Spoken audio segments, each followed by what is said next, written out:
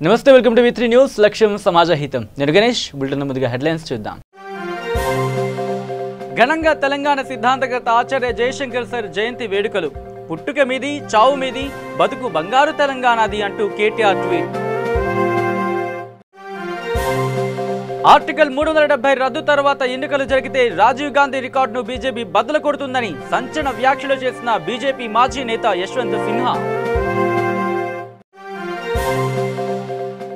ప్రధాని మోదీతో AP CM YS Jaganmohan Reddy సమావేశం విభజన సమస్యలపై పరిష్కారానికి వినతి ఇక తెలంగాణ సిద్ధాంతకర్త ఆచార్య జయశంకర్ జయంతి సందర్భంగా పలువురు ప్రముఖులు ఆయనకు నివాళి అర్పించారు. టీఆర్ఎస్ వర్కింగ్ ప్రెసిడెంట్ కేటీఆర్, మాజీ ఎంపీ కవిత జయశంకర్కు ట్విట్టర్లో నివాళి అర్పించారు. స్వరాష్ట్ర సాధన కోసం తన జీవితాన్ని అంకితం చేసిన మహనీయుడంటూ జయశంకర్ను కేటీఆర్ కొనియాడారు. పుట్టుక మీది చావు మీది బతుకు తెలంగాణది అంటూ ట్వీట్ చేశారు. తెలంగాణ ఉద్యమానికి ఊతమిచ్చి ప్రజలకు ముక్తి పాఠాలు నేర్పించిన మహోపాధ్యాయులని మాజీ ఎంపీ కవిత ప్రశంసించారు. ఆజన్మాంతం తెలంగాణని స్వప్నించి శ్రమించిన కర్మయోగి అని గుర్తు చేసుకున్నారు. మహాత్మా మీరు చూపిన తోవలో తెలంగాణ ఉద్యమ లక్ష్యాలకు పునరంకితమవుతాం అని ట్వీట్ చేశారు. ఇక ప్రొఫెసర్ జయశంకర్ జయంతి సందర్భంగా మాజీ మంత్రి ఎమ్మెల్యే హరీష్ రావు ఘనంగా నివాళులర్పించారు. ఈ సందర్భంగా తెలంగాణ కోసం తప్పించిన మహామనిషి ప్రొఫెసర్ జయశంకర్ అంటూ హరీష్ ట్వీట్ చేశారు. మహాకవి కాళోజీ చెప్పినట్టుగా పుట్టుక నీది చావు నీది బతుకంతా దేశానిది అన్నట్టు జీవితాంతం తెలంగాణ కోసమే తప్పించిన మహామనిషి, తెలంగాణ రాష్ట్ర సాధనకు పోరుబాట చూపి బంగారు తెలంగాణకు మార్గదర్శనం చేసిన మహాత్మా శ్రీ కొత్తపల్లి జయశంకర్ సార్కు నివాళులు అని హరీష్ రావు ట్వీట్లో పేర్కొన్నారు. ఇక ఇందిరాగాంధీ మరణం అనంతరం జరిగిన లోక్సభ ఎన్నికల్లో రాజీవ్ గాంధీ నేతృత్వంలోని కాంగ్రెస్ చారిత్రాత్మక విజయాన్ని సాధించిన విషయం తెలిసిందే. 1984లో జరిగిన ఈ ఎన్నికల్లో కాంగ్రెస్ 414 లోక్సభ స్థానాలను గెలుచుకుంది. స్వతంత్ర భారత చరిత్రలో ఇప్పటివరకు ఏ పార్టీకి ఇన్ని స్థానాలు రాలేదు. అయితే ఆర్టికల్ 370ని రద్దు అనంతరం ఒకవేళ ఎన్నికలు జరిగి ఉంటే రాజీవ్ గాంధీ రికార్డును బీజేపీ బద్దలు కొట్టేదని బీజేపీ మాజీ నేత యశ్వంత్ సిన్హా అన్నారు. ఇక జమ్మూ కాశ్మీర్ విషయంలో ప్రధాని మోదీ, హోంమంత్రి అమిత్ షా దమ్ము ధైర్యంతో నిర్ణయం తీసుకున్నారు. హ్యాట్స్ ఆఫ్ అని వైసీపీ ఎంపీ విజయసాయిరెడ్డి కొనియాడారు. ఈ చర్యతో కాశ్మీర్ సమస్యకు శాశ్వత పరిష్కారం లభిస్తుంది అని ఆయన అన్నారు. ఆర్టికల్ 370 రద్దు, జమ్మూ కాశ్మీర్ను పునర్వ్యవస్థీకరణ బిల్లుపై సోమవారం రాజ్యసభలో ఆయన మాట్లాడారు. ఈ బిల్లును తమ పార్టీ సమర్థిస్తోంది అని అన్నారు ఆయన. జమ్మూ కాశ్మీర్ను ఆక్రమించేందుకు పాక్ ప్రయత్నిస్తున్నప్పుడు భారత సైన్యం పాక్ చొరబాటును అడ్డుకుంటూ దాదాపు 25 కిలోమీటర్లు పాక్ భూభాగంలోకి చొచ్చుకుని వెళ్లిందని అన్నారు. ఆనాడు భారత సైన్యాన్ని వెనక్కి రప్పించి నెహ్రూ చారిత్రక తప్పిదం చేశారని విజయసాయిరెడ్డి విమర్శించారు. విభజన హామీలు నెరవేర్చాలని, రాష్ట్రాన్ని ఆర్థిక గండం నుంచి గట్టెక్కించాలని కోరుతూ ప్రధాని నరేంద్ర మోదీకి సీఎం జగన్ మరోమారు విన్నవించనున్నారు. రాష్ట్ర ఆర్థిక స్థితిగతుల నేపథ్యంలో గత ప్రభుత్వం చేపట్టిన అభివృద్ధి కార్యక్రమాల టెండర్లను సమీక్షించి రివర్స్ టెండర్కు వెళ్లడం ద్వారా రాష్ట్రానికి ఆదాయాన్ని తీసుకురావాలన్న యోచనలో ఉన్నానని, దీనిలో భాగంగానే విద్యుత్ కొనుగోలు ఒప్పందాలు అంటే PPA సమీక్ష, పోలవరం సాగు, పోలవరం జల విద్యుత్ కేంద్రాల రివర్స్ టెండర్ విధానం ఆలోచనను ప్రధాని నరేంద్ర మోదీకి సీఎం జగన్ వివరించనున్నారు. మంగళవారం సీఎం జగన్ మోహన్ రెడ్డి ప్రధాని నరేంద్ర మోదీతో భేటీ కానున్నారు. ఆయన వెంట మంత్రులు బొగ్గన రాజేంద్రనాథ్ రెడ్డి, మేకపాటి గౌతమ్ రెడ్డి, బాలినేని శ్రీనివాస్ రెడ్డి, పెద్దిరెడ్డి రామచంద్రారెడ్డి, అలాగే పిల్లి సుభాష్ చంద్రబోస్, కొడాలి నాని వెళ్లనున్నారు. రాష్ట్రంలో పాలనా వేగాన్ని పెంచేందుకు ఆర్థిక పరిస్థితిని చక్కదిద్దుకోవాలని నిర్ణయించుకున్న ప్రభుత్వం తమను గట్టెక్కించే బాధ్యతను తీసుకోవాలని ప్రధానిని కోరనుంది. ఇక పోలవరం హైడల్ ప్రాజెక్టు టెండర్ రద్దు వ్యవహారంపై ఉత్కంఠ కొనసాగుతోంది. రాష్ట్ర ప్రభుత్వం టెండర్ రద్దుకు సిద్ధమైన కేంద్రం ఏ నిర్ణయం తీసుకుంటుందో తెలియని పరిస్థితి నెలకొంది.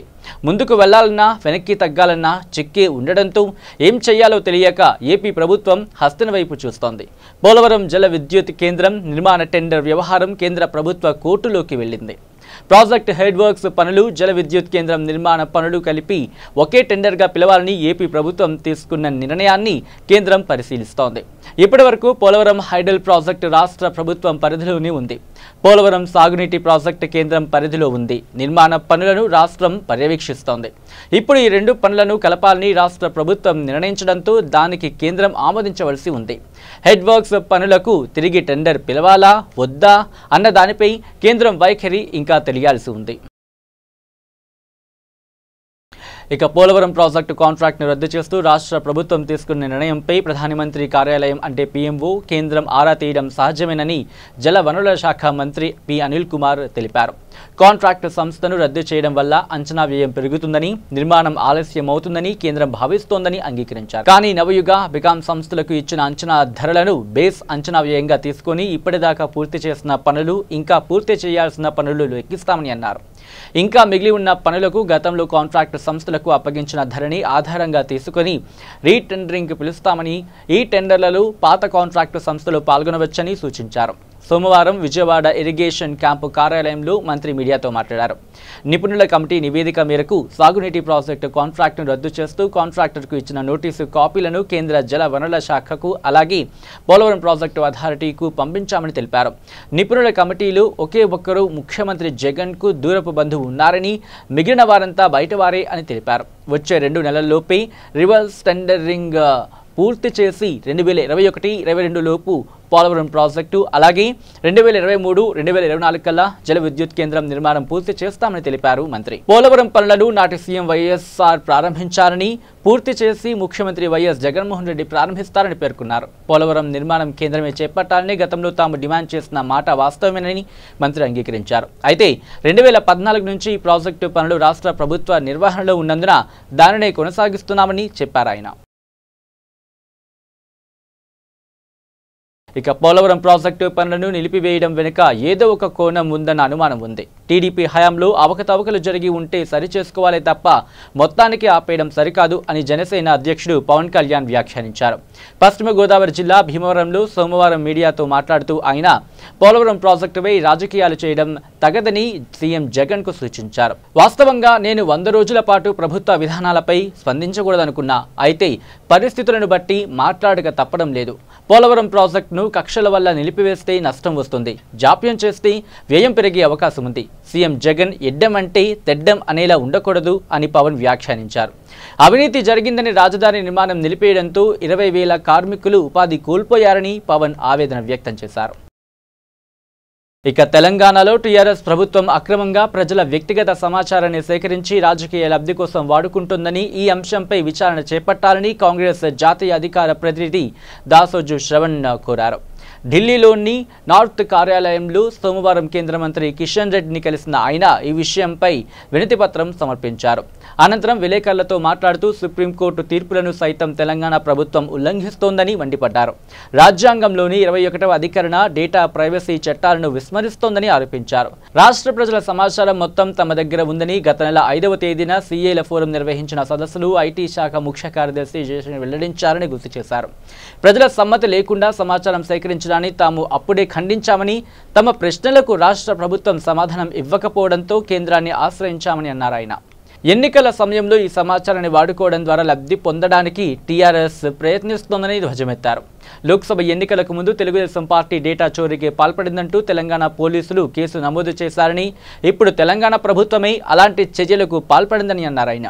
తన విజ్ఞప్తిపై కేంద్ర మంత్రి సానుకూలంగా స్పందించారని, విచారణ చేయిస్తామని హామీ ఇచ్చారని దాసోజు శ్రవణ్ వెల్లడించారు. ఇక జమ్మూ కాశ్మీర్ రాష్ట్ర విభజన 370 ఆర్టికల్ స్వరూపం మార్పుపై బీజేపీ శ్రేణులు హర్షం వ్యక్తం చేశాయి. ఆర్టికల్ 370 కథ ముగిసిన సోమవారం రోజు దేశ ప్రజలకు దీపావళి అని కేంద్ర మంత్రి కిషన్ రెడ్డి వ్యాఖ్యానించారు. జమ్మూ కాశ్మీర్ బిల్లుకు రాజ్యసభలో 125 మంది సభ్యులు మద్దతిచ్చి ప్రజల అభిప్రాయాన్ని దేశానికి తెలియజేశారని, ఈ ప్రక్రియలో తాను భాగస్వామిని అయినందుకు గర్వంగా సంతోషంగా ఉందని అన్నారు ఆయన. ఢిల్లీలో ఆయన మాట్లాడుతూ 370 స్వరూపం మార్పు ఎవరికీ వ్యతిరేకం కాదని, ఈ అంశంపై అనుమానాలు అవసరం లేదని అన్నారు. తమ పార్టీ మేనిఫెస్టోలో పేర్కొన్న హామీని ఇప్పుడు నెరవేర్చామని ఎంపీ బండి సంజయ్ పేర్కొన్నారు.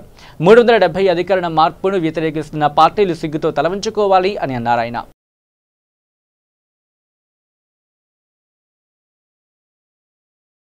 ఇక కశ్మీరులకు ప్రత్యేక ప్రతిపత్తిని కల్పిస్తున్న ఆర్టికల్ 370 రద్దుపై రాజ్యసభలో చర్చ జరుగుతున్న సమయంలో సదరు బిల్లును కాంగ్రెస్ పార్టీ తీవ్రంగా వ్యతిరేకించింది. అయితే బిల్లుకు మద్దతు పలుకుతూ సొంత పార్టీకి చెందిన సీనియర్ నేత జనార్దన్ ద్వివేది చేసిన వ్యాఖ్యలతో ఆ పార్టీ నేతలు షాక్కు గురయ్యారు. ఓ మీడియా సంస్థతో జనార్దన్ ద్వివేది మాట్లాడుతూ ఒక చారిత్రాత్మక తప్పిదాన్ని ఈరోజు సరిచేసినట్లయిందని ఆయన వ్యాఖ్యానించడంతో కాంగ్రెస్ పార్టీ దిగ్భ్రాంతికి గురైంది.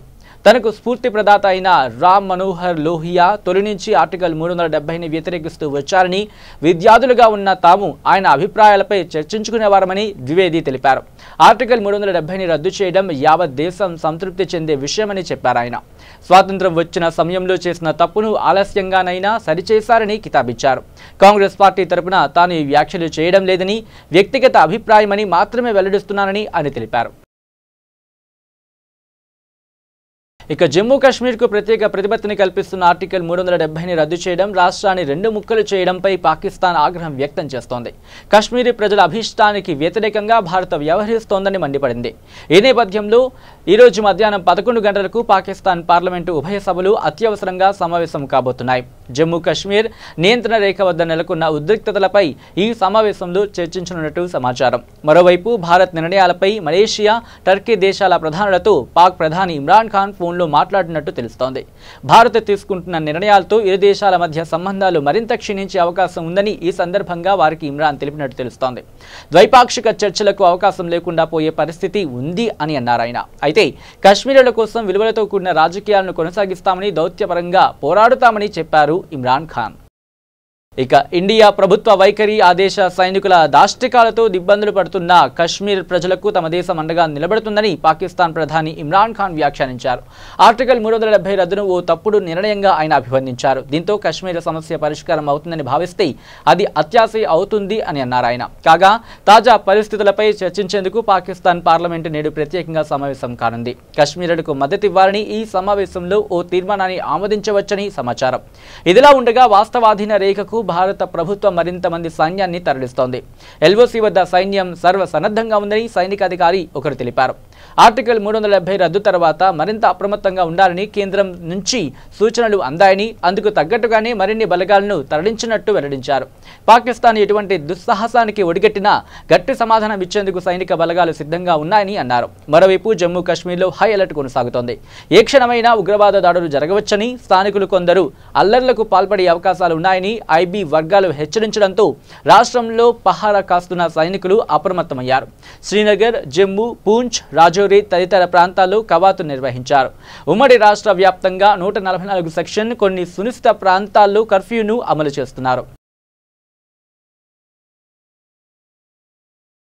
ఇక ఆశా వర్కర్లను ముఖ్యమంత్రి వైఎస్ జగన్మోహన్ రెడ్డి మోసం చేస్తున్నారని మాజీ సీఎం చంద్రబాబు నాయుడు ఆరోపించారు. వారి జీతాలను పెంచుతున్నామని చెప్పి ఫైల్పై సంతకం చేసి 2 నెలలు దాటుతున్నా ఇంకా కొత్త వేతనాలు అమలులోకి రాలేదని మండిపడ్డారు. ఈ మేరకు తన ట్విట్టర్ ఖాతాలో ఓ ట్వీట్ పెట్టిన ఆయన జగన్ మోసం చేస్తున్నారని ఆరోపించారు. మోసం చేయాలన్న ఆలోచన లేకపోతే ముఖ్యమంత్రి సంతకం చేసి 2 నెలలు కావస్తున్నా జీవో జారీ కాకపోవడం ఏంటి అని ప్రశ్నించారు. దీనికి తోడు ఏళ్ల తరబడి పనిచేస్తున్న ఆశా వర్కర్లను వెళ్లిపోమంటూ వేధింపులా, మోసం చేయడానికి, పీడించడానికి వాళ్ళు చేసిన పాపం ఏంటి? కనీసం మొదటి సంతకంలో కూడా నిజాయితీ లేకపోతే ఎలా అని ప్రశ్నల వర్షం కురిపించారు మాజీ సీఎం చంద్రబాబు నాయుడు.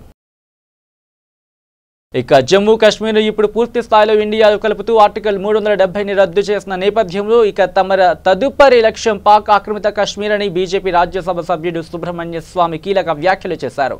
పీఓకే కూడా ఇండియా పరిధిలోకి తిరిగి వస్తుందన్న నమ్మకం తనకుందని తెలిపారు ఆయన. పార్లమెంటు బయట మీడియాతో మాట్లాడిన ఆయన కాశ్మీర్ సమస్యపై మధ్యవర్తిత్వం చేస్తానన్న ట్రంప్ వ్యాఖ్యలను గుర్తు చేశారు. పీఓకేను ఇండియాకు అప్పగించాలని చెప్పడం తప్ప ట్రంప్ ముందు మరో మార్గం లేదని అన్నారు ఆయన.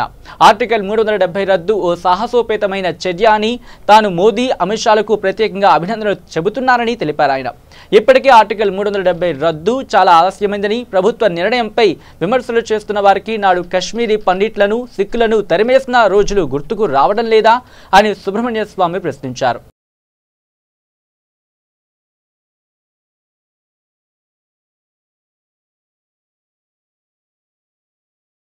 ఇక ఎగువన కురుస్తున్న వర్షాలకు శ్రీశైలం జలాశయం శరవేగంగా నిండుతోంది. మరో 4 రోజుల వరద కొనసాగితే పోతిరెడ్డిపాడు హెడ్ రెగ్యులేటర్తో పాటు హంద్రినివాకు, తెలుగుగంగ కెనాల్లకు నీరందించే అవకాశాలు ఉన్నాయి. ఈ క్రమంలో ఆల్మట్టి, నారాయణపూర్, జూరాల నుంచి దిగువకు వస్తున్న నీటిపై రాయలసీమ రైతాంగం ఆశగా ఎదురుచూస్తోంది. శ్రీశైలం రిజర్వాయర్ మొత్తం నీటి నిల్వ సామర్థ్యం 215 టీఎంసీలు కాగా ప్రస్తుతం 125 టీఎంసీల నీరు చేరుకుంది. ప్రస్తుతం ఎగువ నుంచి 2,62,064 క్యూసెక్ల నీరు వస్తోంది. ఇదే నీటి ప్రవాహం కొనసాగితే రోజుకు 25 టీఎంసీల నీరు ప్రాజెక్టులోకి చేరుతుంది. ప్రస్తుతం శ్రీశైలం జల విద్యుత్ కేంద్రాల ద్వారా 50,000 క్యూసెక్లకు పైగా నీటిని నాగార్జున సాగర్ డ్యాంకు విడుదల చేస్తూ ఉండడంతో క్రస్ట్ గేట్ల ద్వారా నీటిని విడుదల చేయాలంటే మరింత సమయం పట్టవచ్చు. ఇదే సమయంలో 3 రోజుల వరద నీరు వస్తే సుమారు 180 టీఎంసీలకు పైగా నీరు చేరుతుంది. అప్పుడు జలాశయంలో ఉన్న అన్ని కాలువలు, ఎత్తిపోతల పథకాల నుంచి నీటిని విడుదల చేయాలని అధికారులు భావిస్తున్నారు. ఇక గుర్తు తెలియని వ్యక్తులు ఫుడ్ డెలివరీ బాయ్ చేతిలో ఉన్న ఖరీదైన సెల్ ఫోన్ లాక్ అని పారిపోయారు. బీకేగూడ దాసరం బస్తీకి చెందిన పి సతీష్ కుమార్ జొమాటోలో ఫుడ్ డెలివరీ బాయ్ గా పనిచేస్తున్నాడు. ఆదివారం అర్ధరాత్రి 12 గంటల సమయంలో పంజాగుట్ట చౌరస్తాలో గల Y2K హోటల్ వద్ద ఫుడ్ ఆర్డర్ పరిశీలిస్తూ ఉండగా పల్సర్ బైక్ పై వచ్చిన 2 గుర్తు తెలియని వ్యక్తులు అతని చేతిలో గల ఫోన్ లాక్ అని పారిపోయారు. బాధితుడి ఫిర్యాదు మేరకు పంజాగుట్ట పోలీసులు కేసు నమోదు చేసి దర్యాప్తు చేస్తున్నారు.